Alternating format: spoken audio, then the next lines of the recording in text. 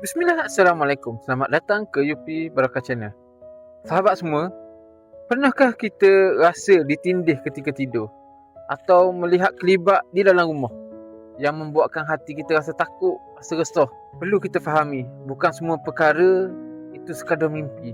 Ada yang datang sebagai gangguan dan ada juga yang berpunca daripada ikatan lama yang belum terputus.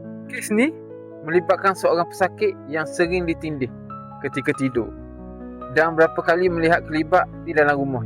Gangguan ni bukan berlaku sekali dua, malah berulang kali sehingga menjejaskan emosi, ketenangan dalam kehidupan seharian.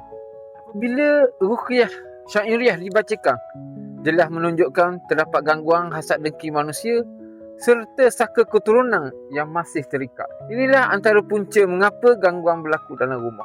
Walaupun rumah tersebut kelihatan biasa dan tiada apa-apa yang pelik. Hasad dengki ni boleh membuka ruang kepada gangguan, manakala saka keturunan pula adalah ikatan lama yang diwarisi tanpa kita sedar. Selagi ikatan ini tidak diputuskan dengan ikhtiar yang betul, gangguan boleh berulang dan semakin kuat. Pesanan anak, jangan biasakan diri hidup dalam ketakutan.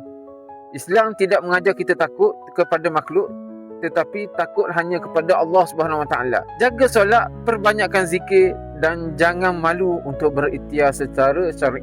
Apabila gangguan sudah mula menjejaskan kehidupan, doalah semoga Allah melindungi kita semua, ahli keluarga dan rumah kediaman kita daripada gangguan jin, syaitan, saka serta hasad dengki manusia. Ya Allah, lindungilah rumah-rumah kami dengan rahmat-Mu.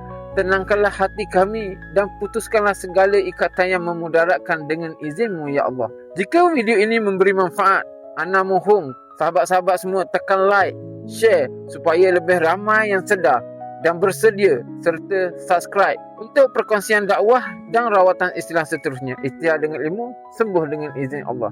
Assalamualaikum, jazakallahu khairan.